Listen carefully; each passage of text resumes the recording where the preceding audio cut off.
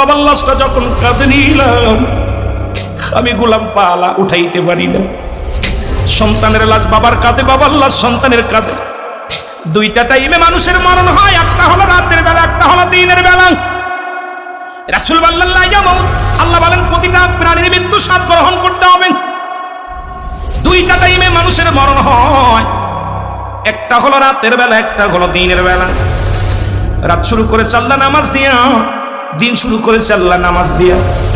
দিনের শুরু হলো ফজর, বান্দা 2 রাকাত সুন্নাত নামাজ তুমি আদায় করলা, সঙ্গে সঙ্গে তুমি আমার রাসূলের প্রেমিক হয়ে গেলা। বান্দারে যখন তুমি 2 রাকাত ফরজ নামাজ তুমি আদায় করলা, সঙ্গে সঙ্গে তুমি হয়ে গেলে আমার আল্লাহর গোলাম। এখন দিনের মধ্যে যদি মৃত্যু হয়, তোমার লাশটা হবে, তোমার দেহটা হবে আমার রাসূলের প্রেমিক আল্লাহর গোলাম।